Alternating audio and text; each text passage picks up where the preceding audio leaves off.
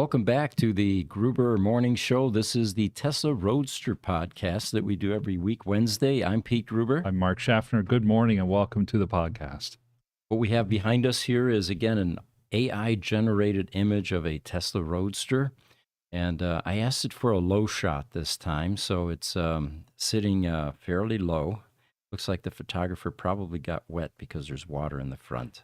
But since it was AI, nobody got wet, right? That's right. Now, Mark pointed out a flaw. What was that, Mark, you saw in the car? Well, So you want to show that? yeah, I'm okay showing that one. If you'll highlight that front hub, that eighth and ninth spoke down on the lower right quadrant of the hub look really, really odd for a round wheel. Yeah. So yeah, it's not perfect yet, but especially considering the Roadsters only have 7 spokes on their wheels. Right. So the colors are interesting, blended kind of a sunset type color in there. But yeah, so we hope you enjoy it. Those of you that are on Instagram are still seeing a green screen. We realize that. We had a few people yesterday jump from Instagram over to YouTube, and you can get the full experience there as we pop up images and such. Looks like we got some questions coming in. Yeah, and George from the Watch Rich Rebuilds channel has joined us. George, you're one of our favorite people. I'm so glad to see you here today. He says, "Good morning, guys." Yeah, thanks for joining us. And looks like we've got Seth Love says, "Not a bad picture." Yeah, these AI images are always intriguing, interesting, stunning, and yeah, we're enjoying them. By all means, if you don't know the intricate details of a car like this Roadster, the lines on it look perfect, and it's a beautiful picture of a car that resembles a Roadster. Mm-hmm. So one of the things that I wanted to start with today was we asked the user community, Tesla Roadster user community, since Tesla has been regionalizing service centers and some of them no longer accept Tesla Roadsters, we started we requested from the owners that you guys tell us where the service centers are. And at the same time, we reached out to corporate and asked them, is there a list available yet? And their response was, it's a bit dynamic right now. It keeps on changing. So there is no list that they can publish yet. But what we've started to do was collect this list of service centers, and they're posted on a Facebook website called Tesla Roadster Owners Group. Any of you that have a Roadster, feel free to join. The original basis of the group was that only owners could join, but if you give me a compelling reason as to why you want to join, you're about to buy one, you used to have one, we may bend those rules. I think so.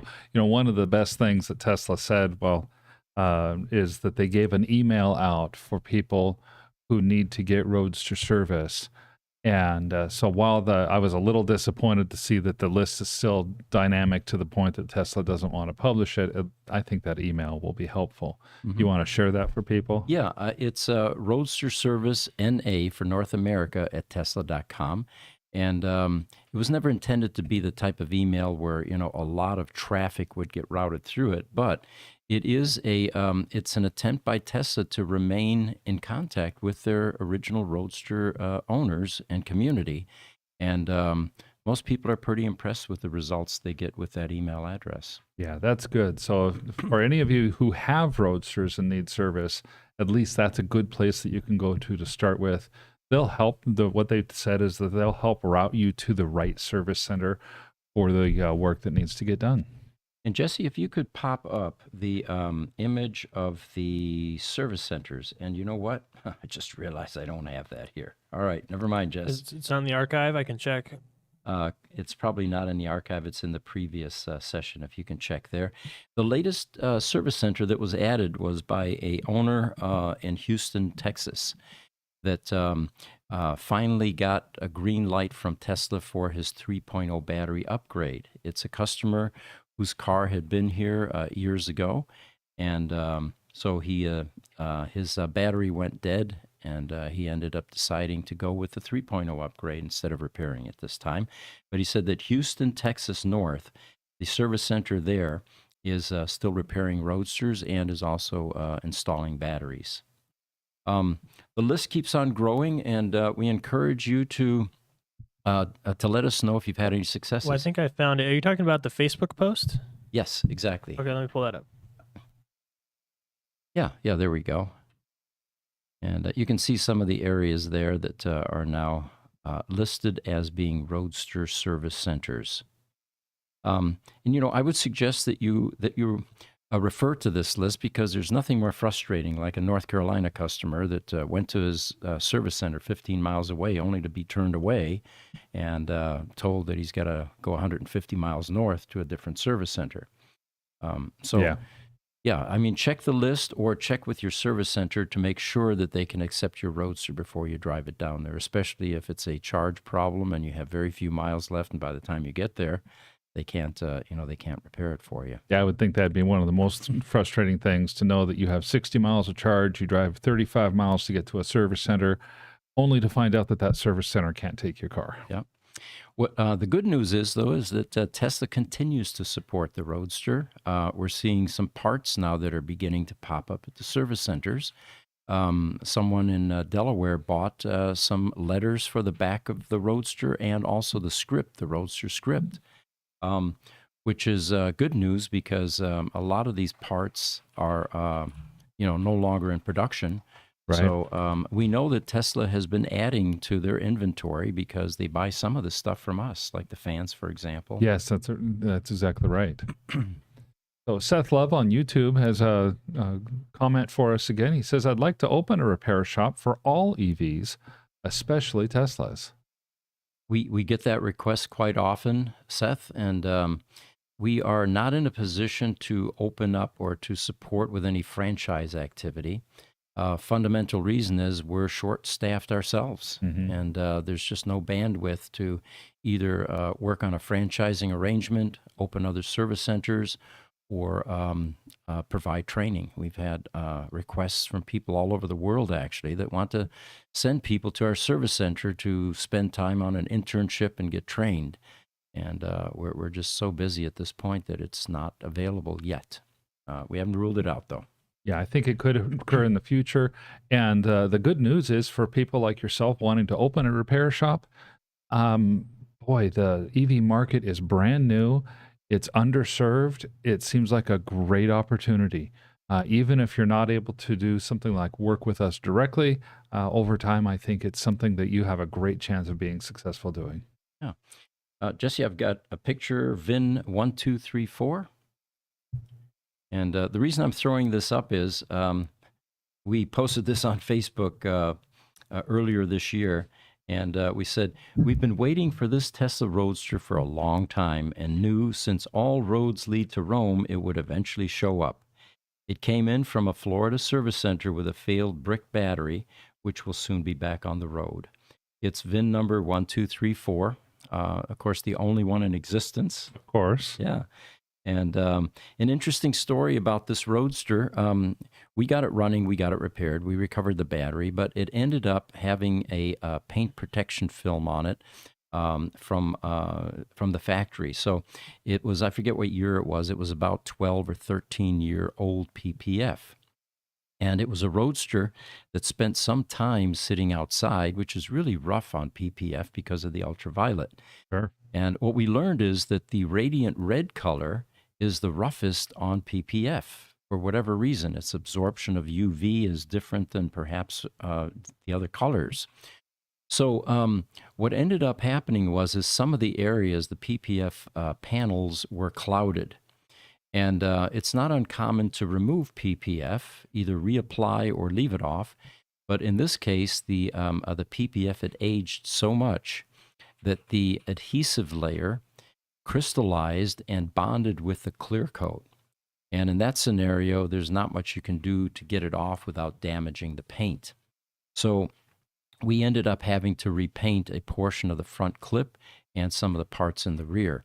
And the lesson that we learned there was for the community, and we put out a Facebook post on this, don't let your PPF age too much. They say that 8 years is about the maximum life. After that, if it begins to crystallize and bond with your clear coat, then you've got a paint job that is going to be in your future.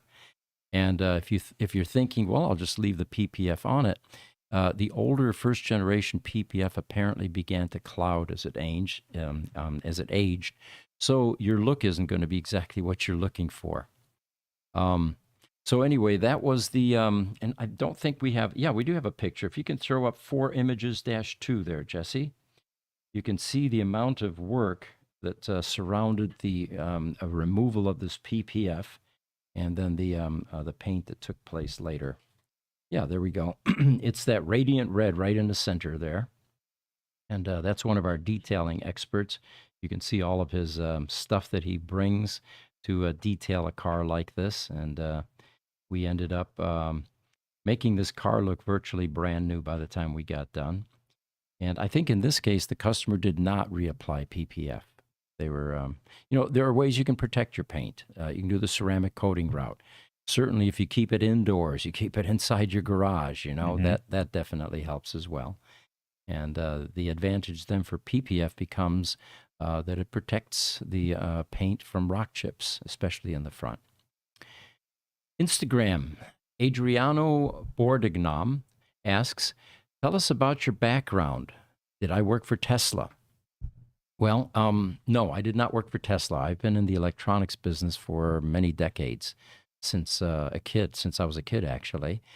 The short version of this is, 40 years ago, I started the Gruber companies, and one of them is the Gruber Power Services division, which services uninterruptible power systems, lighting inverters, basically.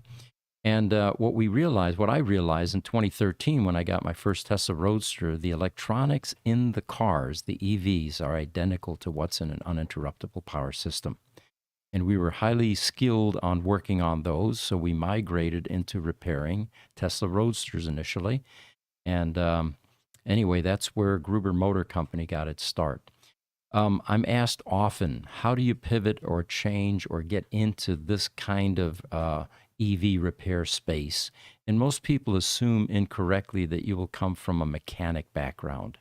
And we found that that just simply isn't the case, especially in the independent space.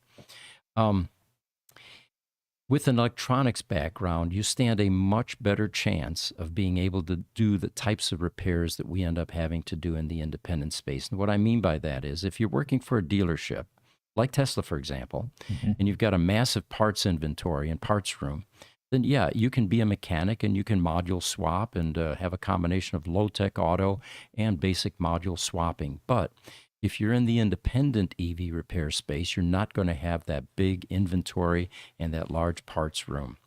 So you have to repair things right down to component level. You have to open up the batteries and find the fault. You have to find the circuit boards or find what's wrong on the circuit boards. And that's going to require a whole different set of skills than a highly trained master mechanic used to working on mechanical things. Now you have to have an electronics background. And a double E is a perfect fit for this type of work. Well, by all means, the ICE mechanics, if you're going into the internals and diagnosing down to the component level, say a transmission goes out, well, you can take it down to a transmission shop. They'll tear apart your transmission, buy all the component parts that they need to put it together. They're going to be things like, gears and metal Fluids components and fluids, seals, and bearings, seals and bearings. Yeah, all of those kinds of things. And great. That's why the mechanics are so good. They're very skilled. They know how to do that. The mechanics don't know anything about electronics. We have our engineer just telling us this morning that, hey, I've figured out this piece, this chip that has gone bad on this particular component for a Roadster that we've been trying to reverse engineer for the last several months. Right. It was a different version of one of the boards that the Roadster has. I think it was off of a 2.0 Roadster where we had figured out the 1.5. That required not only somebody with electrical engineering capabilities, but somebody who had really good troubleshooting capabilities. It's like being a mechanic for a circuit board. Yeah. Problem-solving skills is definitely something that both of these disciplines have in common. But where it breaks down and stops is what kind of equipment are they using to do fault analysis. In the mechanical world, it's calipers and dials Yeah. and, torque wrenches. In the electronic world, it's curve tracers, signal generators, oscilloscopes, DVMs, digital voltmeters. Um, and you have to be able to understand what all of those components on those circuit boards are, what they do, and how they interplay. And then reading schematics, for example, that's pretty Right. cryptic as well. Um, so you stand a much better chance coming from the electronics background into EV repair than you do from the mechanical background. Eventually, the schools are going to understand this, and the automotive schools like UTI, for example, Mhm. will begin to offer and branch into electronics. Yeah, and this really applies not just to the Roadsters. This is going to apply to any independent shop that wants to work on vehicles. Mhm. Tesla is famous or infamous, as the word may be, about holding back parts for people that aren't the registered owners of their cars, Mhm. and that goes for all of the models of Tesla. And so it's sometimes quite an adventure to get parts, even for a Model S or something like. So yeah, the component level troubleshooting is definitely an important asset if you're starting an independent repair shop. Hmm. It looks like George with Watch Rich Rebuilds channel, that's his name on YouTube, is asking, is that Roadster windshield? And Jesse, if you can pop up VIN number 1234 again. George is actually pretty astute and he recognized something that is an issue on Roadster windshields. If that picture, there we go. Now, if you notice all those little black dots, it's the intent of that is to hide some of the seams that are down below the windshield where the Hmm. dash merges, and it covers it up. The original Roadster windshields appear to be out of production now. We can't find them anymore. Tesla doesn't have them anymore. The good news is that the Tesla Roadster was a Lotus Elise.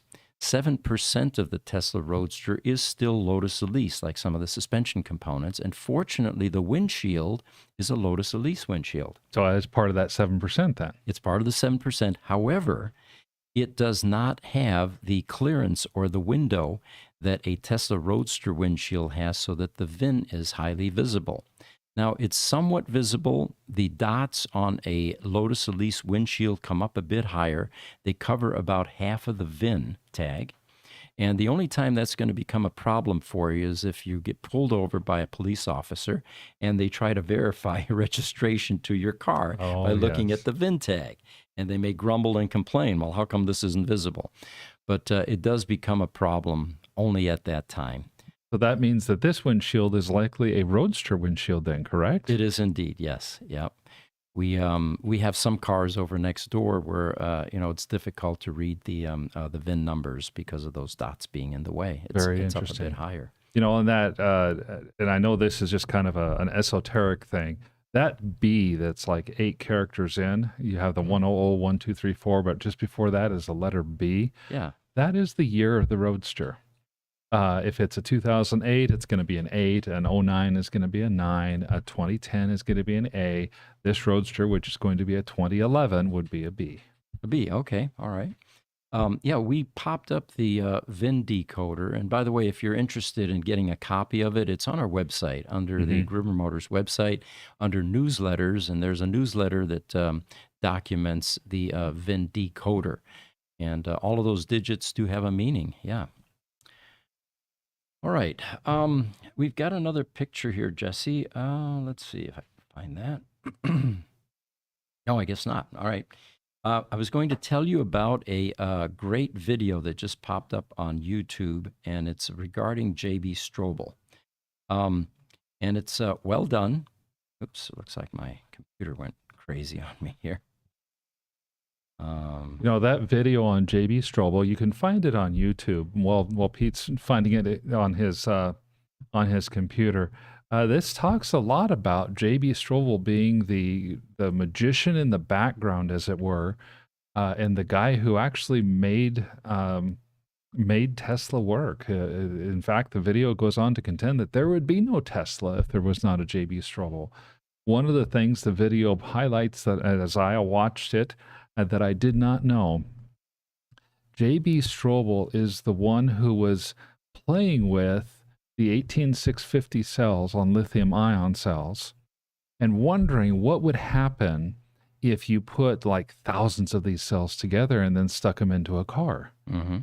And that's where he was and what he was thinking about at the time that he talked to and met Elon. Mm-hmm. And JB is really the guy who introduced Elon to the T0 and the guys at AC Propulsion. Mm-hmm. Yeah, JB, his dad, by the way, is one of our customers. But one of the early stories about JB is apparently he's always been interested in tinkering, taking things apart. And there was a golf cart at one point in time that his mom said that he wanted to repair and get running, and that was his first introduction, she feels, to electric vehicles. Right. My understanding from the video was he pulled it out of the junkyard. Somebody had thrown it away. Right. He Yeah. thought, this is good. I'll bet I could get this thing fixed. And there was a 14-year relationship with JB and Elon. He was his right hand. He was the chief technical officer, CTO. Later on, replaced by also a competent, very competent engineer, Drew Baglino, who you've probably seen on the shareholder meetings. And most recently, JB, well, when he left Tesla, it was about 4 years ago or so. He continued in the business by starting a company called Redwood Materials, which is a battery recycling operation. And again, he saw the opportunity. He knew that these batteries should not go in landfills, and found a way to actually create a 0% waste stream. So they recycle virtually everything on lithium-ion battery packs, and those are everywhere now, from tools to cell phones to e-books to cars and all of that. And most recently, JB is back on the Tesla board of directors. Yeah, he's joined the board of directors again. A couple more nuggets I pulled out of this video that I thought were notable. First, for many years, JB was essentially the interface between Tesla employees and Elon. Elon is known as a mercurial guy, hugely passionate about his job, and as such can be very, very difficult to work for. And JB was the buffer, the voice of reason, the one who could distill all the passion that was coming from Elon and package it and present it to the employees in a way that they would understand and be able to work with. And vice versa. When the employees would come, he would be able to filter that information and get it back to Elon. On a sadder note, JB's introduction for Redwood Materials is partly part of his wife's legacy. His wife was riding a bicycle down the road in Nevada, and she at the time owned a small business that was taking metal from things like electronics and was recycling them and putting them into jewelry and selling them online. She was sadly killed by a car that possibly a drunk driver veered across the road while she was riding a bicycle and hit her. Right. And Redwood Materials, part of the inspiration for finding Redwood Materials and the recycling efforts that it has is in memory to his wife. Yeah.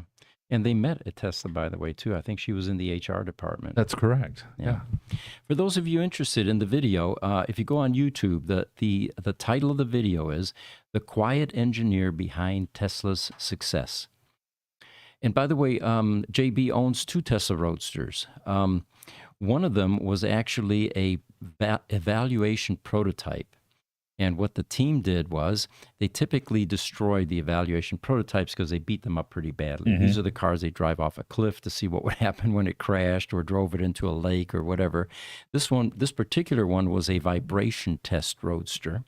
And so this would typically not have been put on the road, but what the team at Tesla did was they thought so highly of JB, they actually put this car together, made it safe, and presented it to him as a gift. I think it's brilliant yellow. That's fantastic. Yeah. Then that brilliant yellow, that would be just about the closest color to the T0 that you could find. Yeah. Yep. And the last conversation I had with JB, he had in that car one of the first ESS battery packs for the Roadsters. I don't know if it's still in there or if he's upgraded since then, but I don't know. That's a good question. But if you're watching, JB, let us know. Is that battery pack still in there, or have you replaced it since? If it's still in there, that would be remarkable, because that makes it 15 years plus since this was a EV, or the evaluation prototype. That would have been 2006, 2007 timeframe. Yeah, possibly even sooner. I've seen rumors of evaluation prototypes that were out as early as 2005. All right, so it looks like we've got a question. Instagram, Adriano Bordignom says, schematics are available, or you guys were forced to draw yourself under reverse engineering? A combination of the two. What we found is that people in the community, the Roadster community, and it's a small, close-knit community, also filled with some ex-Tesla people, is a very generous group of people, especially when they recognize a company like us is fighting hard to keep the cars on the road. So we were given a few gifts along the way, none of which I can disclose because there were NDAs, and those usually protect intellectual property. We have also done an enormous amount of work over the years doing reverse engineering and creating our own schematics, test points, wiring diagrams, drawings, and are continuing to do so. Our most recent push is for developing bench testers for the various electronic modules in the Roadster. It's one thing to work on a Tesla Roadster and work on the electronic module while it's in the car, in its environment, receiving signals. But in some cases, that's very difficult, almost impossible to do. For example, behind the steering wheel, you have your dash, of course, and underneath that dash is what's called a switch pack. And this is a circuit board that essentially does all the heavy lifting switching for high current. So you can have a tiny little switch that flips on your wiper motor, for example, which draws a number of amps, or your headlights. This board is beginning to manifest problems as it's aging. There are a bunch of MOSFETs on that board, and because it's 15 years old, there are failures occurring. And working on those in the environment is very difficult because you have a windshield here, you've got probes that you're trying to insert on the board, and you can't quite see it. So what we're developing is benchtop testers and load banks for these types of modules, which will then allow us to take it out of the car, replicate the environment, and be able to troubleshoot in a temperature-controlled environment out of the car on a lab bench. That's and that's such an important thing for you guys, for the guys to be able to do, because a lot of times you're going to be forced to pull these boards out in order to do the changes in the chips. Mm-hmm. And putting the board in without testing it could cause all kinds of system failures and system problems. Right. If something had not been right. So you really have to have a way to test it outside the car. Yeah, and that's where the load banks come in, of course, replicating the actual loads that are in the car, proving that it can operate. And a good example of that is we had an APS unit. Mm-hmm. The APS unit is a DC to DC converter in the Tesla Roadster that takes the 400-volt string voltage on the big main battery and converts it down to 12 volts so that you can operate your lights and locks and VMS and all of that. Well, we repair these on the bench, but we didn't have a proper load test for this. So we put it back in the car, and it's an act of Congress to get these batteries in and out, the 1,000-pound battery. Oh, yeah. Right? Oh, yeah. So we closed it all up, got it up in the car. Everything was running fine. I was test driving, and on the way home one night, I went to test the AC, and I turned that on, and the car quit right in the middle of the road there. Now, here I am, 3 lanes of traffic, right? Rush hour. And the car won't budge. Now, with an ICE engine, you have some tricks. You can use some ether to start the carb, or pour some gas down in the carb, whatever, or you can get a jump. But with this Tesla Roadster, there isn't much you can do if it's dead right in the middle of the road. So anyway, it turns out that there's a crowbar problem, and the DC to DC converter we repaired can only handle a certain amount of current, and then it shuts down. So fortunately, once I took the load off, it recovered, and I was able to get it home. Now, had we had the proper load banks and tester on the bench, we could have replicated all of the conditions that this thing goes through inside the car, inside the battery pack, right? Right. And we would have avoided that. So we are on a quest, and we are building these types of testers and load banks. And you know what we do? We share this stuff with Tesla. Originally, it was a lot of pay it forward without Yeah, any yeah. recovery, right? But the pay it forward philosophy says that if you do a pay it forward, you'll eventually get something back Yeah. or more than you gave. The law of karma, for example, right? Yeah, yeah, exactly.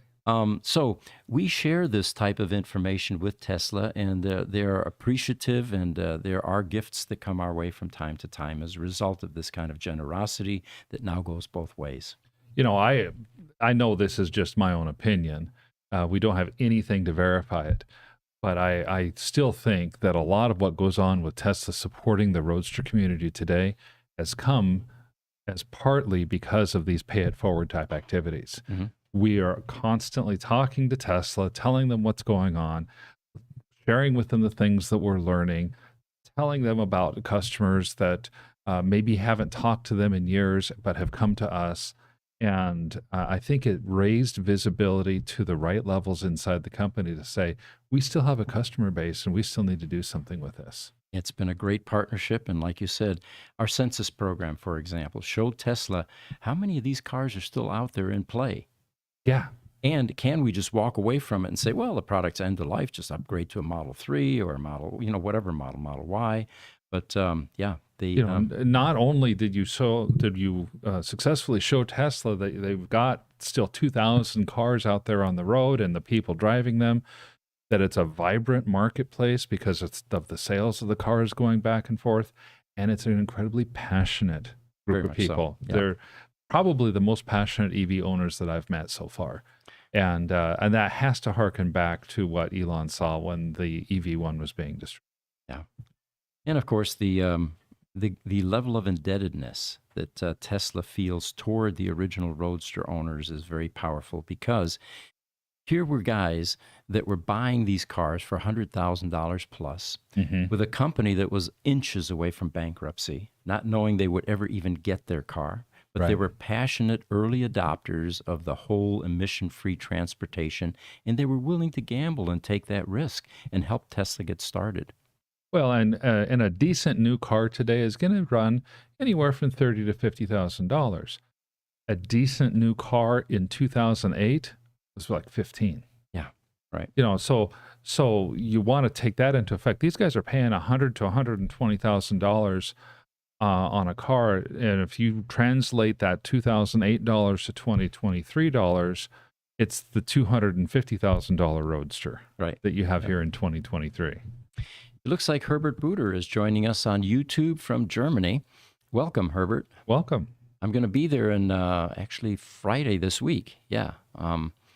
He says, hi, guys, coming in late, but see your podcast later on YouTube. Always interesting discussion and new things to learn from me. Thank you, guys. Well, you're more than welcome. Glad that you joined us. Thank you. Yeah. All right. So we've got a picture we can pop up here. It's called the Delaware Tesla Club. And this is continuing the saga of the world-traveling Roadster VIN 507, Raphael de Mestre's car. It circumvented the globe in 2012. Took 127 days to do it. The goal was to do it in 80 days because of that movie, I think, Around the World in 80 Yeah, I think Days. so. Yeah.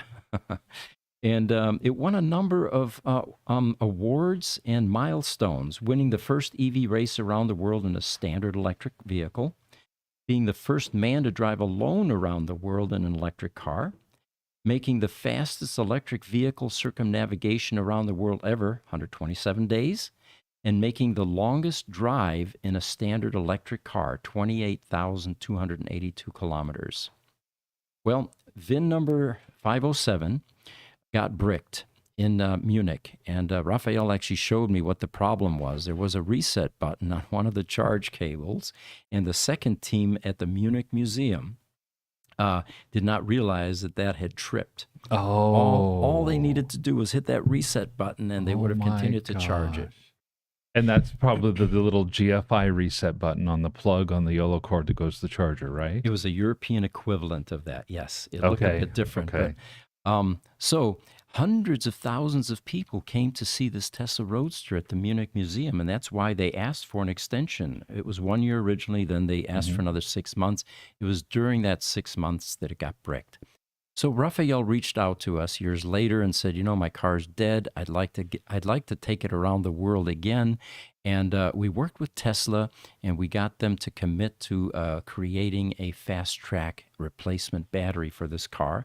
But he had to get it to the United States. So he ended up putting it emission free on a sailboat that had an empty cargo on the way to the colonies. Right. And it was going to bring coffee on the way back, right? Right.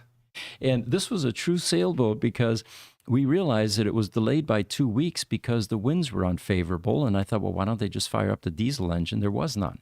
This was a true emission-free clipper ship. So it hovered around Cuba for 2 weeks until the winds became favorable, eventually went to Miami, and then it came cross-country on a diesel transport. Unfortunately, there were no Tesla semis available yet, or we would have tried to get one of those. So to replicate the trip, by the way, it came here. We got the battery installed in cooperation with the Tesla Tempe Service Center, and shout out to Tesla for everything they did. We then upgraded the Roadster, rebuilt the power electronics module, weatherized a bunch of components in there because this car wasn't going to be sitting in a garage, and and upgraded the brakes as well. Yes. Much safer. Now, what Raphael wanted to do was replicate the trip from Miami. So he drove it all the way from Phoenix back to Miami. And now he's going to go north. He's in Delaware right now. He's going to go to Nova Scotia. Then he's going to go across the United States again. He's eventually going to end up in Seattle at Carl Medlock's shop. And from there, he's going to go across the ocean with it again and start this trip around the world. And in fact, I think the starting point, well, I'm not sure if it's an official starting point or not, but it is Miami, because when they're done with the trip around the world, they're going to actually end up in Miami again.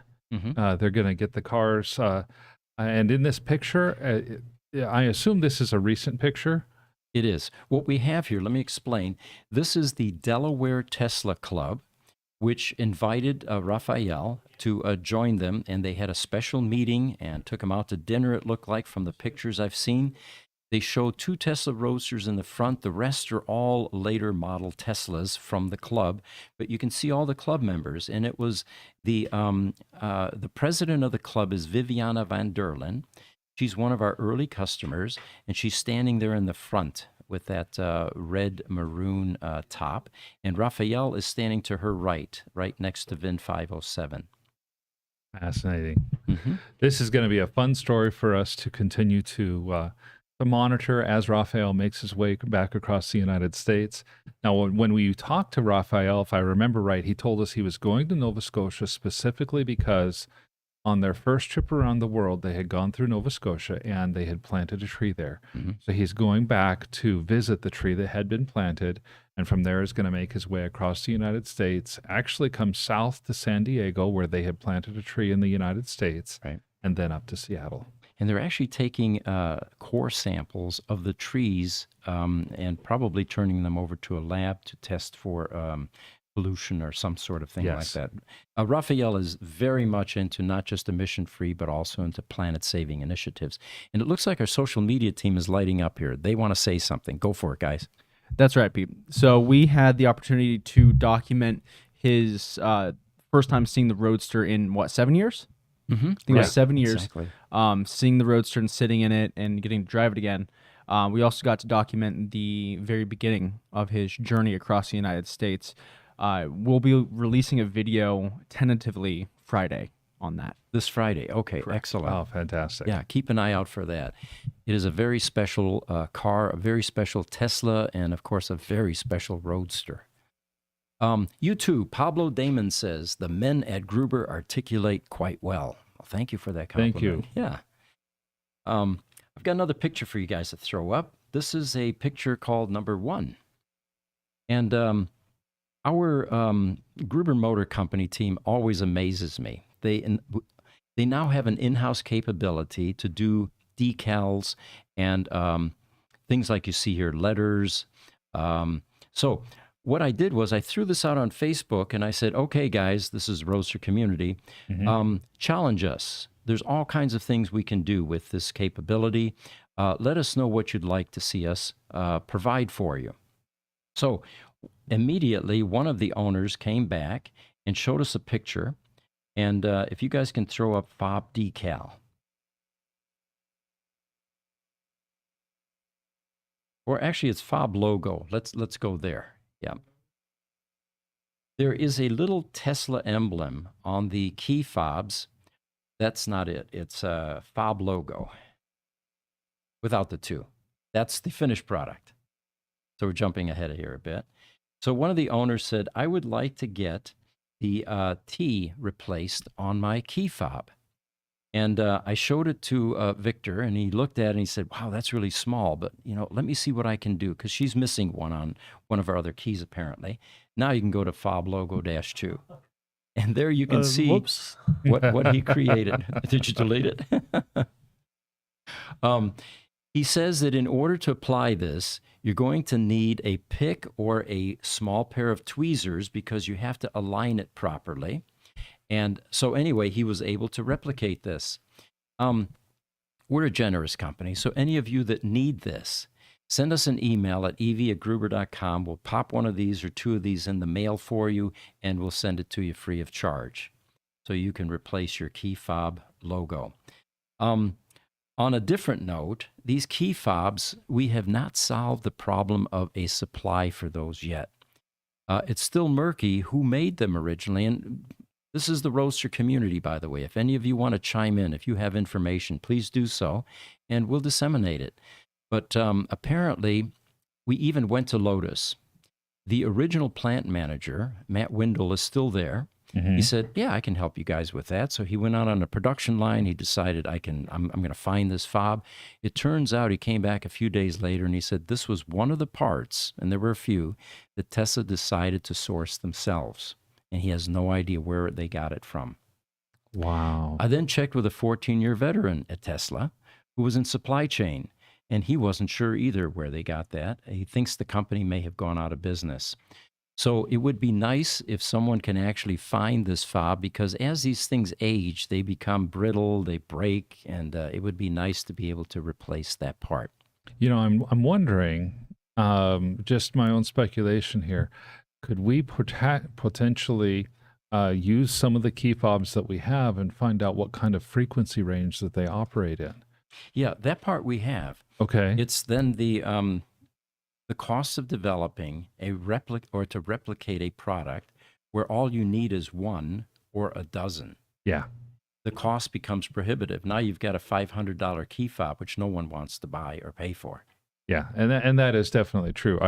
I do remember. This is a number of years ago when key fobs were, I think we're a little bit simpler. Go to my son's preschool. I'm going to pick him up. We have our family van. I click on it, and you tweet. Mm-hmm. But it wasn't just the van, my van. It was the van next to me. Right, security was missing. Yeah, and sure enough, I locked my van. The van next to me locks. I unlocked my van. I'm thinking, wow, I'll bet that key is the same key too. Yeah, this Tesla Roadster key, by the way, is definitely a hybrid from the old school. It's a combination metal key and a electronic fob assembly, which does a number of things. One, it'll open your trunk, it will lock and unlock your car. I wonder. I wonder if there are any key fobs anywhere in the marketplace that could approximate that. That would be great. So for those of you that saw that picture earlier, again, we have the capability to do small decals like this and the large ones. Remember the ones on the side of the Tesla Roadster? Well, you may want one that has your name on it rather than Tesla. We can do all of that. So just, again, like we said, challenge us, and we will quote you a price on the larger ones and see if we can make those for you. By the way, just below the Tesla Roadster door sill there, that is a carbon fiber version of the door sill. Now, I don't recommend that you do this on a collectible Roadster because originality is everything. Mm-hmm. But here's a great idea. If you have one of those collectible Roadsters And like I have, number 5, it Yes. says Signature 100. It would be great if I was able to take that off, preserve it, if I ever sell the car, and put one of these carbon fiber versions on it to put something in its place and protect the door sill. Sure. So that would be one application for this. And of course, we can make it say anything you want. This is the general run-of-the-mill Roadster, but Signature 100, Signature 250, Roadster Sport, anything that you can conceive of, we can do. Just below that, by the way, you see the Prindle buttons. Those are for the 2.0 Roadsters, and they also call these elevator buttons. Those are also available, and for those of you that drive your car a lot, those are probably worn off and not looking like they did when they were new.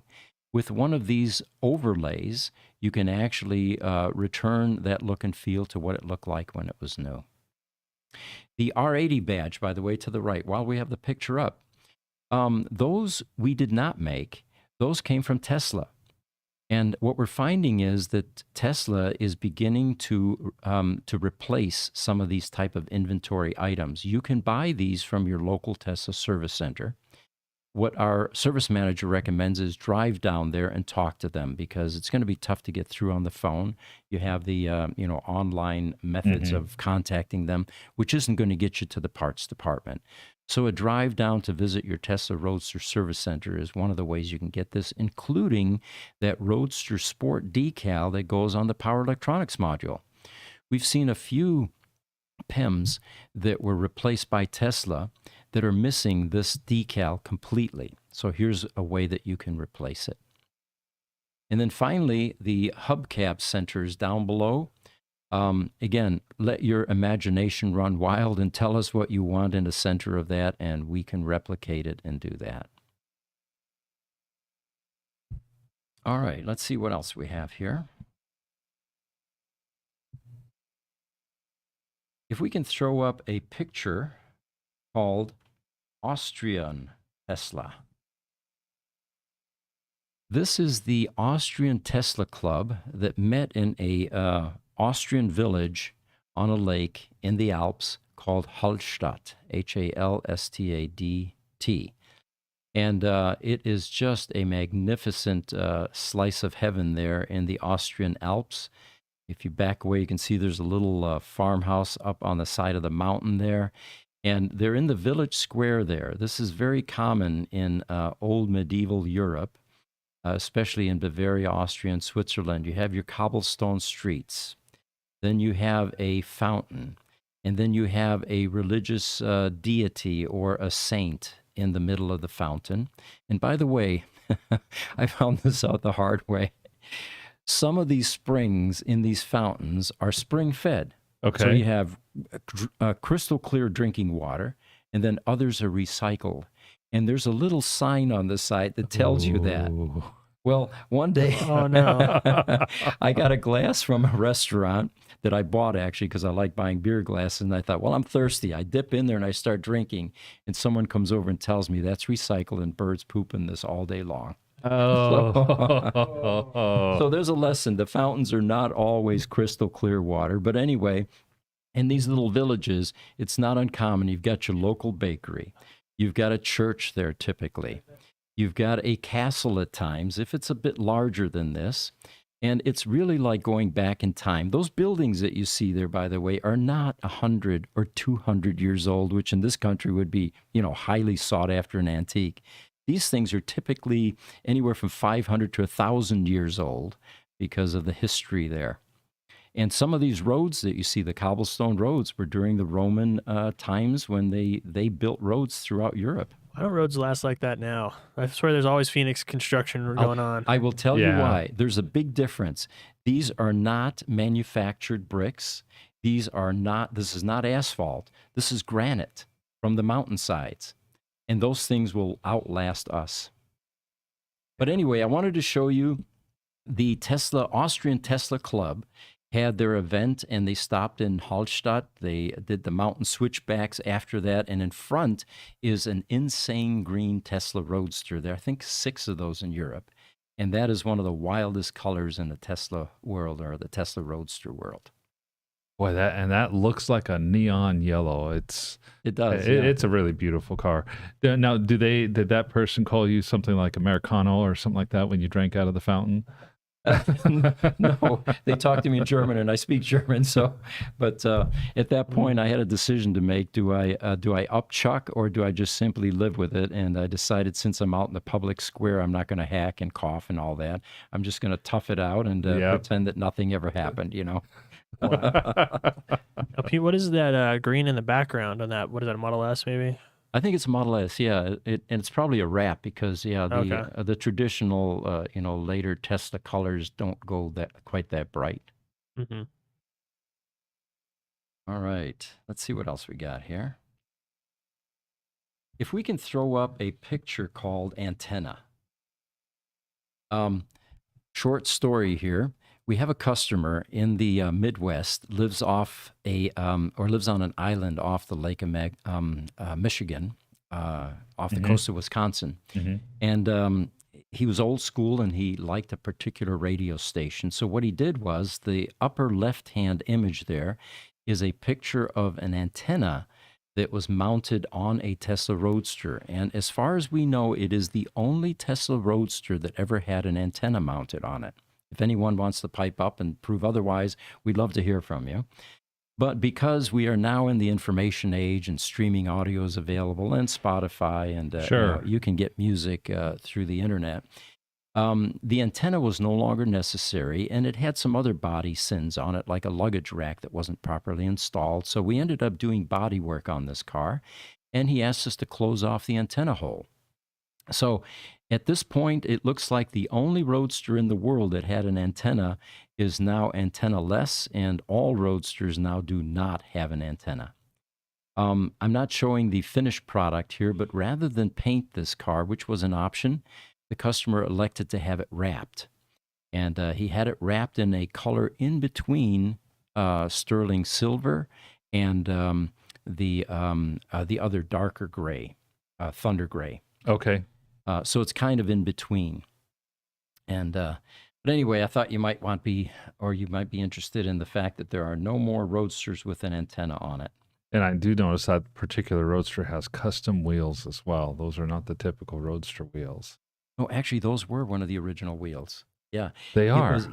It was. They had the fond metal wheels, which were painted gray. Okay. And at one point, Elon said, after they had built a few Roadsters with these fond metal painted wheels, gray painted. We have one of those, by the way. They're now collectible because there's so few of them left. Oh, sure. He said, I want to see metal on these wheels. So they actually sent them out, had them reworked, and they exposed the metal portions on the wheel.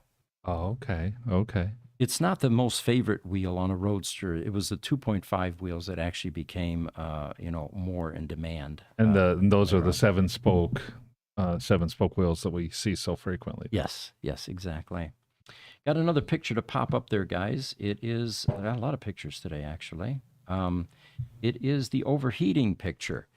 And we released a video about 6 months ago or so that advised customers that Roadsters will overheat in the summertime, especially the 1.5s. And we gave some tips and tricks and things that you can do to help your Roadster.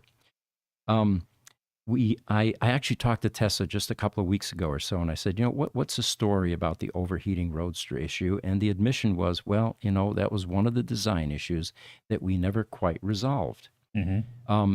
Most of the Roadster buyers back in the day, the original 1.5 Roadsters, he said, were well-heeled, and they typically had environmentally controlled garages, so it wasn't that big an issue. And, of course, we weren't selling all of our Roadsters in Phoenix, Arizona, in the Gobi Desert. Right. So the problem was not as widespread as it could have been. But if you live in an area where you're getting 110 degrees, you're going to have problems driving your Roadster. I was test driving a 2.0 Roadster yesterday by the way, and it had just had a 3.0 upgrade. And typically those Roadsters don't have any heat problems. But this particular one, after about 20 minutes or so of test driving with hot asphalt, radiant heat coming off, and it was about 110 outside, eventually went into power limiting mode. And what that means is that the Roadster is saying, yeah, it's a little too hot for me. I'm not going to give you full power on the PEM. And sure enough, the PEM chart or the bar temperature chart had gone into yellow, from green or blue Okay. into yellow. You can still drive the car at that point, but it's not going to allow you to do the short, fast 0 to 60 in 4-second bursts.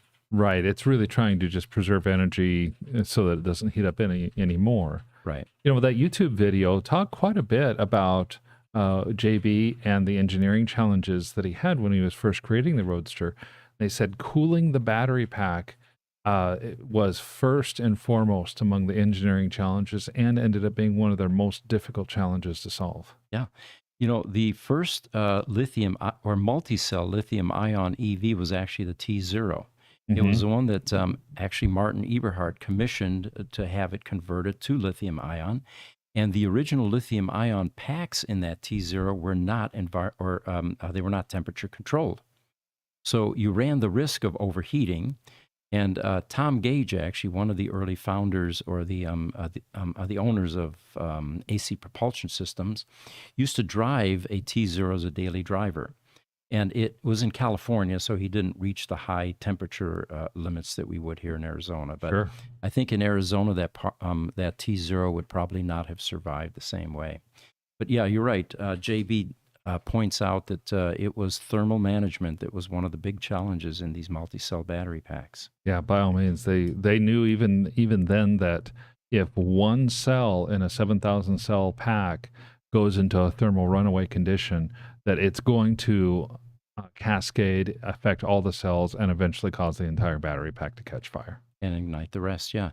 In a Tesla Roadster battery sheet, you have two clamshells, upper and lower. In the lower clamshell, they inserted all 621 cells in a thermal potting compound that had a cooling, it's an aluminum cooling jacket that wraps and runs around every single row of 18650 cells. So you essentially have that level of thermal management in each of those sheets, and that's how they got around the potential safety issues of having thermal runaway with a lithium-ion pack. Right, right. On TikTok, False Hopes has come into the show today and has a comment. First, good morning and welcome. He says, how often do Roadsters overheat in Phoenix? I heard it's going to be 118 there this week. Well, unfortunately, he heard right about the 118. I have Tesla number 5 at home in my garage, and I'm not one of those well-heeled people that has thermal management in my garage or environmental control. So when it's 118 outside, my garage is typically 120.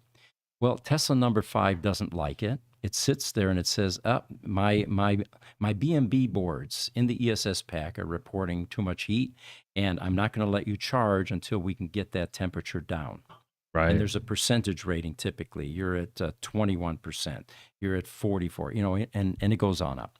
Well, anyway, in order to charge Tesla number 5 at home in my garage, I've devised a UPS fan, a squirrel cage fan, that I sit on top of that during the summer. And what it does is it moves air around the ESS pack, sufficient to where I can leave the yellow charge cable plugged in, and when it feels it needs a charge, it will charge.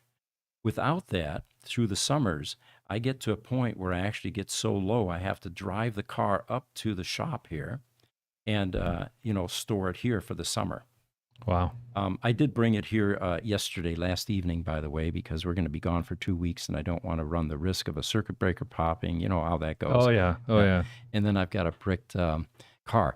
But anyway, the 1.5 Roadsters, which is from VIN 1 up to 500, are more sensitive to heat problems. Some of the things that you can do to mitigate this is when you're charging your Roadster, charge it at night or time it so that it goes off during the coolest part of the day.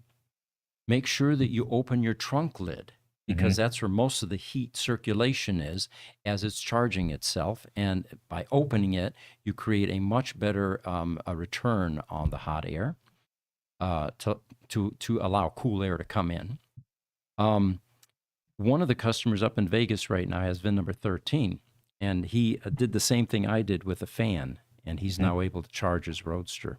Yeah, I'm not surprised too, because the batteries, they're so deep inside the car that once they generate heat, the temperature in that battery and that few inches around the battery could go up pretty dramatically. So Mhm. I can see why that would be effective. And I mean, you could go to a place like Home Depot and get that same type of squirrel fan like you were talking about with the off the UPSs. They're a high volume fan and they run about $60 or $70. Right. The other things that you can do to help the temperature or to mitigate high temperatures in your Roadster is make sure that you change your coolant pumps on the 1.5 Roadsters.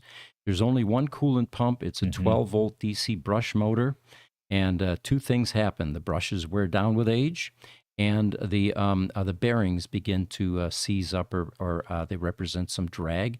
So the downside now is that your gallons per minute is reduced. Those things should be changed every 5 years or so. It's cheap insurance.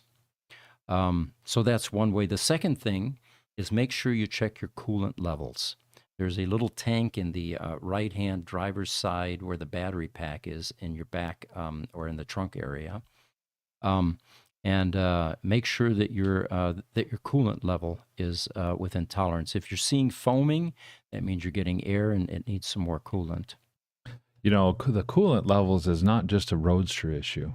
I know Model S's have coolant. In fact, virtually all electric vehicles in the marketplace today have coolant. Now, if you go down to your auto store, go down to your AutoZone, your O'Reilly's, your Shucks, you're as likely as not to go to them and say, hey, I have, such and such electric car. I need to get some coolant for it. And they'll say, well, that's an electric car. It doesn't need any coolant. It doesn't have a radiator. They're wrong. Most of these cars do have a radiator or something that approximates a radiator. Right. One question just came in from EV Fan YouTube. He says, so is there a purpose to the nasty pink stuff that Sandy tore down after all? I don't know the thermal characteristics of the pink stuff, as that's all we know right now. But if you look at the portions that they removed, it is very porous. In other words, almost like spongy. It's got a lot of air pockets.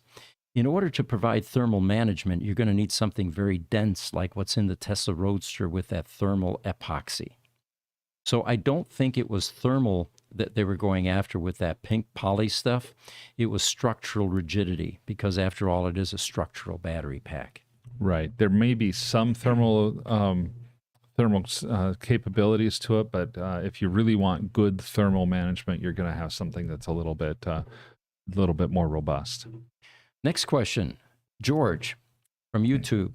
He says, who will be doing the show the next 2 weeks while Pete's gone? I will be doing the show for the couple of weeks while Pete's gone. And over here, Richard is going to be my co-host on Tuesdays and Thursdays at least, and possibly on one or two of the Wednesdays as well. The general manager over at Gruber Motors, Victor, is agreed also to be a co-host for a couple of weeks as well on Wednesdays. Looking forward to telling some stories about what goes on over at Gruber Motors on those Wednesdays. And that'll be the time for you that have Roadsters to bring your questions, because Victor is very much involved in the operations over there. And it'll be an interesting time for you. YouTube, Foster Henderson. How are you, Foster? He says, Pete, I know the answer for the key. When I got 996, I only had one key. I ordered 2 physical keys from you, and the Tyco store ordered the key fobs, and they programmed the 2 key fobs for me. There you go. Tesla comes through. There we go. Yeah. All right. Foster, thank you so much. And we will follow up with you on that and get more information. That's been something that's been a bit of a bugaboo for us for a little while. Yeah, and I should have clarified earlier, the physical portion of the key, the metal portion, in other words, that part we can replicate, and we found a source for that. It's the electronic portion or the fob portion behind it with the little circuit board in it. And by the way, for those of you that have those, change those batteries every year or so. You can pop that fob open and change that battery. Sometimes when people decide that the key fob's no longer working, it's their battery, and they don't realize there's a battery in there that just went dead. Mm-hmm. And keep them away from water. Some of the ones that we've repaired have had water damage, and that's usually manifested by corrosion inside on the boards. Sure. And oftentimes we can clean that up and fix those for you. One of the questions that we haven't seen come up here yet, and I'm a little bit surprised on, so I'll go ahead and ask it. What's the update on the China Roadsters? China Roasters. Okay. I'm going to get into it just a second. Foster, if I believe that you're part of that Delaware group, if I saw that correctly on Facebook. If that's the case, let us know what your experience was with taking Raphael out to dinner and what you thought. And while you're doing that, I'm going to work into the Tesla Roadsters in China. Just spoke with the sellers this morning, and here's the latest. Let's see if I can find that here. There we go. All right. So the new sea containers, and remember, they had to move the Roadsters from the original sea containers that they were renting for 13 years. Huge bill, by the way, into 6 figures. And they had to move them into their own sea containers, which was done last week. And we have some pictures out on the listing that show you that whole progress. Now, I know that the owner had talked to us about trying to buy the original sea containers that the Roadsters had been contained in. Obviously, that was unsuccessful since they were going through the process of moving them. Yeah, for whatever reason, it was unsuccessful. So now they have their own sea containers. The cars have now been relocated into those sea containers. And as of the 16th, or today, they're going to be loaded onto the ship. The 16th, the ship departs, and it's on its way to Long Beach. It's going to be on the ocean for 35 days. And then once it arrives in Long Beach, they may require some customs issues. And one of them was, and they're not sure about this yet, they may have to wash the bottom of the cars because they're concerned about the cars being driven and picking up dirt from a foreign country that could deposit contaminants on U.S. soil. Now, this is how custom works, all right? Yeah. Not that any of us agree with any of this, but hopefully they're going to be able to tell them, look, these cars have never been on the road. They have been in these sea containers for 13 years. There is no road, mud, dirt, grit, or grime underneath these cars. I mean, I would think they could even say, hey, look, guys, these cars have more U.S. dust on them than they have China dust. Good point, yeah. So if customs prevails, however, they're going to have to pressure wash the bottom of the cars, which will delay it a few days. Okay. But from there, they are going to go on to overland transport. We were thinking rail originally, but it looks like just semis would be easier.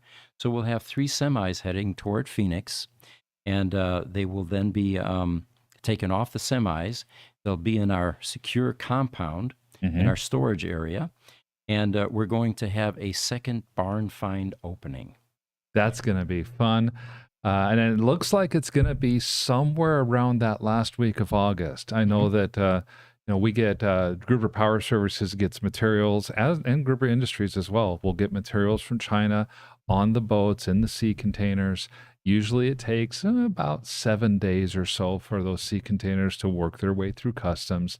I'm thinking that it'll be probably around the same thing with the cars. That would put those cars here somewhere in the last week or so of August.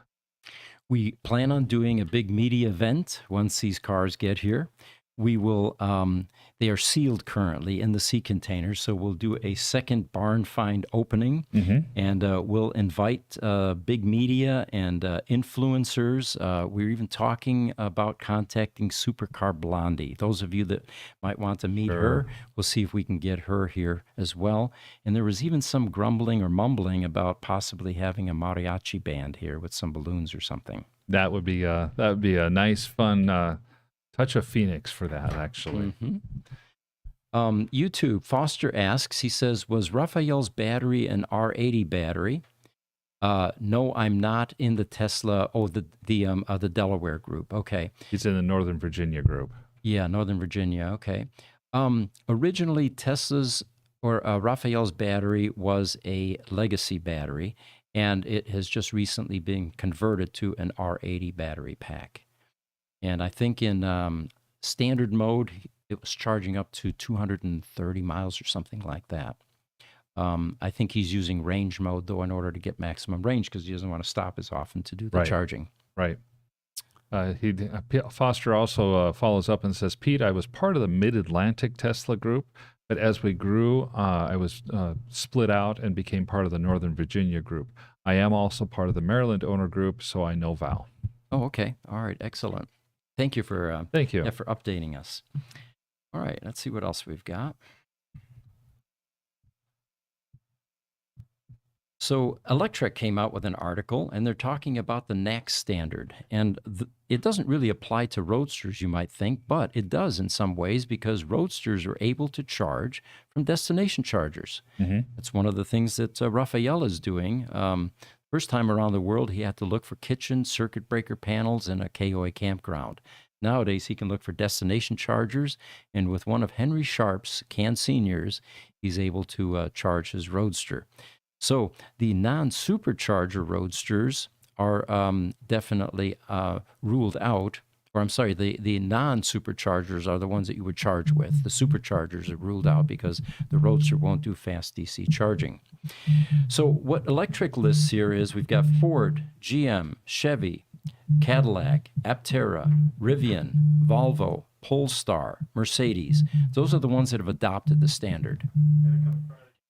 Yeah.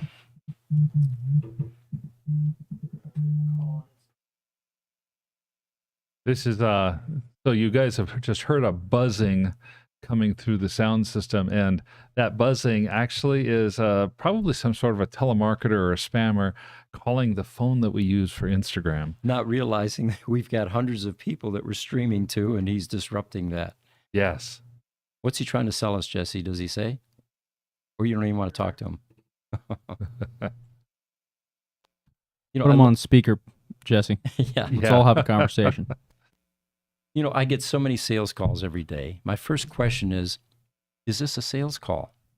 And you know what? 90% of them lie. Oh, no. But I want to acquaint you with blah, blah, blah, blah, blah, right? Yeah. That's a tough way to make a living if you think about it. Cold calling is not easy. It's constant rejection. Yeah, it takes a special person. While we're waiting for Instagram to get back up, Foster Henderson does have another comment for us from YouTube. He says, I'd like to get Raphael's log for where he charged his car, because, man, that would be some good info for Roadster owners. Yeah. One of my questions to him, Foster, and I expected the answer to be yes. I said, did you ever get range anxiety? Mm-hmm. And he says, no. Yeah, do you remember that comment? I remember that. I was totally surprised by that. Yeah. And the other thing that he was amazed by was the generosity of people all around the world allowing him to use their electricity for him to charge his car. In fact, they were privileged that, the world-traveling Roadster was actually going to, use their kitchen or their circuit breaker panel or whatever. But yeah, Raphael, I think, got pretty good at electrical installations because opening these panels, he had to figure out, was it single-phase power, three-phase power, where's my 220 volt, what's the voltage, which adapter do I connect to it? Well, and a couple things that he had mentioned in that interview that I thought were just fascinating was, first, he said, look, I could be driving in the middle of nowhere, but I'm going down the road and there's power lines right there on the road. So as soon as I see a transformer or a box or something off the power line, I know, okay, well, this is the place that I'm going to turn at for the night because they're going to have power. Right. And so he said that it was no big deal. The other thing that escaped me, obviously, most of the world runs on 220 volts. Mm-hmm. And so the United States is fairly unique in its 110 volt system. And so he was able to get the higher level charges because 110 volts here in the United States, your typical garage plug is going to be 110 volts, and it'll either be a 15 amp or 20 amp circuit. That means you're pulling 12 to 15 amps at 110 volts. Right. And it would take 36 hours to fully charge your car. Right. But across the world, most of these places were 220 volts, and they were 20 to 30 amps. And so he was able to easily charge his car overnight. Yeah. And even if it was 220 at 15 or 20 amps, because of the reciprocal relationship between voltage and the amperage, Yeah. he would be getting more power at 15 amps at 220. Yeah, exactly. So even then, he was getting twice the power that we would have here in the United States. So Foster says, I hear Pete's phone. LOL. Is it Pete's wife? You know, she does often call me during the podcast, even though she knows when the podcasts are and sometimes watches them even. Yes. She's on Instagram typically, so she doesn't get the green screen or what we put up on the green screen. All right, first sunglass question from TikTok. Dog Day 44, welcome, and thank you for joining us. You must be new. The sunglasses, we are going to release a video soon that explains this thing with sunglasses, this fetish that we have, or this fad. But in the meantime, think about Neo on The Matrix. Think about the Blues Brothers. Think about the coolness factor that comes with sunglasses. Elton John, even wears sunglasses. Elton John sunglasses, and it's these guys are chuckling over there. Come on, Elton John wears sunglasses. I'll bet they're chuckling at your fetish comment, actually. Oh, yeah, that's more. That's exactly what we were laughing about, Pete. All right. Yeah, it's not that we've been drinking. It's still morning here. We're not drunk. We've had all kinds of interesting theories posed. And we're not aliens with laser eyes that would blind our population or our the audience. But, yes, my name is not Scott. I'm not one of the X-Men. Neither is he. So Instagram, Solid22 Masri says, hi, welcome. Thanks for joining us. By the way, when you're telling us where you are, just tell us where you're coming in from, too. We get people from all over the world, and it's always fascinating when you see Australia, Kenya, South America. Russia, we even had Russia, I think. Yes, we have had. Yeah, a couple of months ago. Yeah, so we love hearing where you're from. Mm-hmm. AMR Vista 1, also on Instagram, says good morning, and good morning to you as well. And then Josh Rush, 81 on Instagram, says, I have 110,000 miles on my Model 3 and going strong. I'm not surprised. Good news. Good news. Thank you for sharing that. I appreciate that. YouTube, Wayne Levitt says, my Hyundai key fob went through a full car wash cycle in my overalls pocket. The car was locking and unlocking for a half an hour, right? The fob worked perfectly forevermore. My wife does the laundry, and you wouldn't believe what she leaves in my pockets wait, she may be watching. I better not go down that path, right? Sorry, Natalie. I take it all back. TikTok, MR says, how much money for a Tesla battery? Oh, for the Roadster battery, it's $30,000. Now, that may seem like a exorbitant amount, based on what the Tesla Model S battery is at $22,000. Mm-hmm. But let's remember, this is a car that is virtually obsolete. You can't get any of the electronics anymore. They're hand making these batteries. They don't have robotics. They are actually wire bonding, 6,831 bonding points times 2. And you have all of this hand assembly, putting the clamshells together in the thermal potting compound. We would love to compete and do an aftermarket version of that, but we've run the numbers every which way from Sunday, and we can't even get close to $30,000 when you put a spreadsheet to it. We've looked at the labor, and just the labor alone for us would be well above that $30,000 mark. Right. Foster, who owns a Roadster, by the way, Foster Henderson, says, Pete, can you guys come up with an air filter so we won't need to do yearly service for PEMS, for the power electronics module? We looked at one, and actually Raphael's car had a screen on the squirrel cage fans, and all that really did was prevented the large twigs and leaves from getting inside there, but the dust still gets through there. With a filter arrangement, it would have to be somewhat accessible because to keep the cost down, you would want it to be owner replaceable rather than having to take it to a service center, right, which again drives your cost up. And it's like Martin Eberhard pointed out. He said, those scoops on the side were supposed to be functional and cool the PEM, but we never finished the design. And then remember the 12-volt battery that they decided they needed in the 2.0 Roadsters that didn't have in the 1.5s. They started looking around. They say, where do we have room to put a 12-volt battery? And the only place they could find was buried underneath a headlight, underneath the fender, the front right fender. There isn't a lot of room left on the Roadster to do stuff like this. Now, if people were willing to give up trunk space which is already very small. You can barely fit, like a golf bag in there. Right. And maybe some carry-on luggage, one, maybe two. If people were willing to give up that space, yeah, we could build a really cool filtration system that would allow a user to, like in your home, change it every 30 days, and you would get away from that yearly annual. Well, one of the things that you just mentioned too, I think, is so memorable. It's not just the filtration itself; it's where that filtration has to be put, Mhm. because that PIM draws its air from underneath the Roadster a couple inches above the road. That means it's going to be almost impossible for an owner to be able to service his own Roadster, even if we were able to get a very simple, like almost like the soft sponge filters that you can put in a lawnmower type of thing. Right.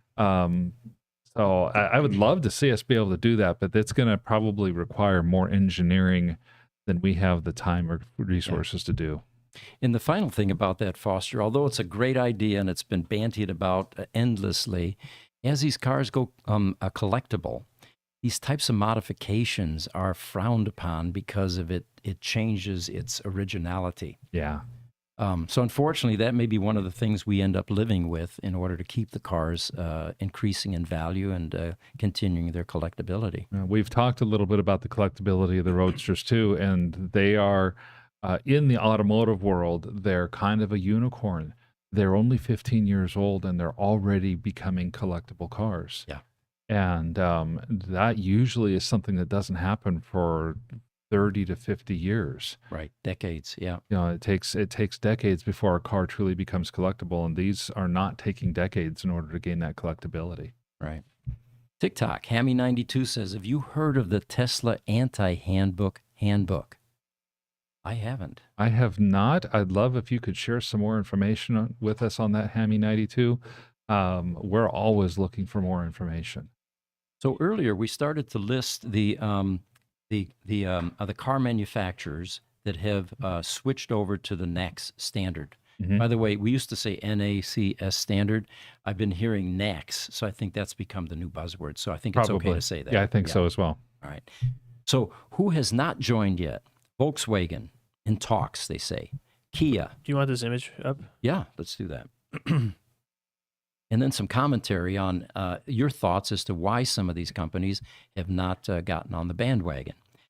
BMW, Audi, Lucid, Fisker, Porsche, Toyota, Honda, Lexus, Hyundai. Well, I know for Kia and Hyundai, both of those companies have said something to the effect of CCS provides higher voltage capabilities for charging. Some of the cars are starting to come out on the marketplace today with 800 volt charging capabilities, and it's essentially like a 350 kilowatt. And Electrify America also has that same thing. So to hear that Volkswagen is in talks tells me that there's a good chance that that problem is going to get solved in the near future. If you recall, Volkswagen owns and maintains and is building out the Electrify America charging network. Right. That was part of their penalty for cheating on the diesel emission scandal a few years ago. Many of those Electrify America chargers do produce 800 volt charging capabilities, and Electrify America has also announced that they're going to be moving to the NACS standard. So most of their chargers are going to end up with both CCS and NACS cables. Mm-hmm. Okay. And why would you want to go higher voltage on your charging? Well, smaller wire size, smaller switch gear, so it's less expensive. Your circuit breakers, for Right. example, now are half if you've doubled the voltage. Yeah, Times well, amperage. and if in the older Model S's, you could see the voltage and amperage coming into the car when it starts to supercharge. And it typically would max out at about 360 volts and 300 amps. That's why you have these tubes that are, an inch to inch and a half thick. Okay, well, if you're putting 800 volts in at 360 amps, now you're charging instead of 175 miles an hour for charge, you're charging it 500 miles an hour for charge. Mm-hmm. And that great big battery can pick up 100 miles of range in 7 or 8 minutes. Mm-hmm. So the real question then becomes, will the next standard be able to survive the transition to batteryless cars, which is what we've been predicting? It's carrying 1,200 pounds of DC storage around in a vehicle with you is archaic, and Yeah. it may go away at some point in time. And this is usually where Jesse pipes up about fusion, and I put an article in there for you. There's a fusion generator yet. Fusion, yeah. We need AI. We're gonna skip our AI podcast for a little while, but that supercomputer that we were looking at earlier today is gonna help us get to fusion quicker, I hope. So you're saying that AI will be able to solve some of these tougher problems. Yeah, the the math that we haven't quite figured out, especially things like gravity. Yeah. So stuff like There that you would be go. nice to know. Just one of the things, gravity. Yeah, little things like that. Yeah. TikTok, Hammy92 is telling us what this last question was about. He says it's worth looking up. It's about the how anti-corporate Tesla is, but contains quite toxic practices. Please Google it. We will most certainly Google it. We'll find out more about it, and maybe even add that in and share it in the future podcasts. Mm-hmm. All right. We're coming up on an hour and a half. Are there any final questions that anyone would like to ask? Well, one thing, Mark, I don't know if you want to do the sunglass or thing, or if you want to wait until Pete gets back from his vacation. I don't have the product quite launched on the website yet, but I think it's up to you. You see, we're going to go ahead and do that sunglass thing. I'm going to have to dig just a little bit through this, but Pete, we know how much you like your sunglasses. Mm-hmm. And of these various sunglass cases, and there's one in specific that I'm looking for, we have a founder series. You're the founder of Gruber Motors, and so Founder Series 001 is your sunglass cases. Well, thank you. I appreciate So that. we've had them here for a little while. We are going to be selling them on the website. We want you to take that to Europe and show it off. But yeah, please take excellent. that to Europe, show it off. We actually took, when we engraved the sunglass cases, we had a Founder Series Tesla Roadster. And so we took a picture of the Founder Series graphics and then laser engraved that exact picture onto the sunglass case. It's the same font. It It's is. got it's got the picture of the logo on it. Yeah. Well, thank you very much. So 001. Well, I feel like Elon Musk with Tesla Roadster Founders #1. That's right. Thank you That's very right. much. So we hope that you have a most wonderful trip to, I believe you're going to Germany and to southern France and visiting family. And so look forward to hopefully getting some video clips from you that we would share on the podcast while you're out and about. And then once you get back, you'll be welcome back, obviously. My videographer son Max is coming with me, so I'm sure there will be some TikToks in that and some videos fantastic. while we're there. And I'll definitely watch the podcasts while I'm there, if my computer works properly there, that is. Yes. And real quick, I'm going to see if I can pull up a couple pictures of these things.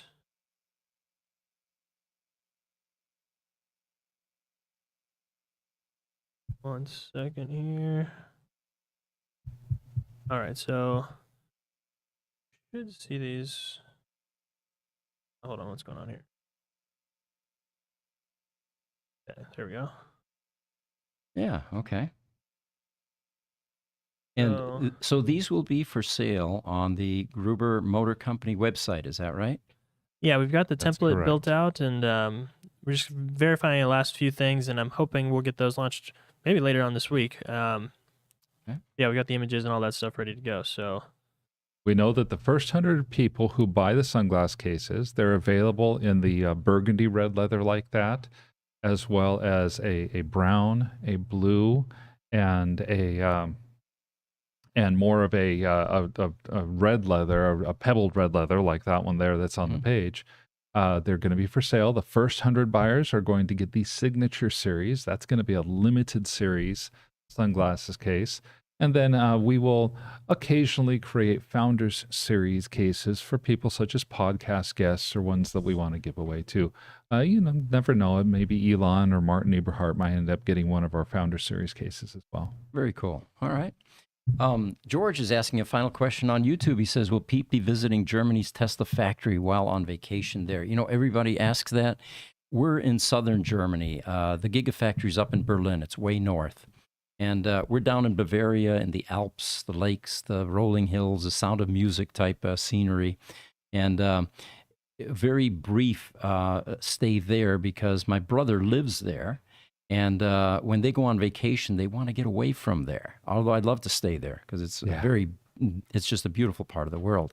So we're going to be going to the south of France, the Dijon region, Burgundy region, and we've got a bed and breakfast there. Foster Henderson has a question. Can mine say 996 for my car? Absolutely, Foster. We're going to be able to engrave what people want on their sunglass cases. Some people have talked about having their entire VIN number put on the back, or some people have talked about just having the last 4 or the last 3. So yes. So Evie, I would say email us Evie at Gruber or do our live chat on our website. Either way, we can get custom designs for you. By all means. There's one final question. It's a little bit low, guys. If you can pop it up, I can read it. TikTok. Josh says, I more life music, blessing. Okay, well, thank you. Foster Henderson says that Dresden is nice. It is, yeah. You know, there aren't any real non-beautiful places in Europe, in my opinion. Yeah, that's true. You know, from the Mediterranean coast to, you know, even inland, the UK, the greenery, Ireland, you know, I mean, it's just, there's such a varied topography there and landscape and the cultures. And the food, guys, if you're into food, that's the first thing I'm looking forward to is enjoying some of that food, especially in southern France with the baguettes and the cheeses and the fine wines. And yeah. But anyway, the team here will take good care of you while I'm gone. I will chime in if I can. And yeah. And yep, also keep an eye, like you said, on TikTok because he might be going live and doing some just kind of impromptu stuff. So yeah. Well, thank you for joining us today. It's been a pleasure, and we'll see you next week, Tuesday then, right? We'll be next week, Tuesday, Wednesday, I'm Thursday. sorry, Wednesday, No. Yeah, that's Thursday. Yeah, who's your guest? So we haven't got a guest lined up yet. We've got some people we're still waiting on responses for. But we have Kyle Connor, we have Tesla Boomer Mama, and we have a couple other ones that are still tentative, but no firm dates yet. Right, okay. So as of right now, I'll be with you on the next podcast tomorrow, 10 a.m. Pacific time. We've got Tuesday, Wednesday, and Thursday of next week as well, and look forward to it. Pete will definitely miss you. Hope you have safe travels and a wonderful time. Thank you, everyone.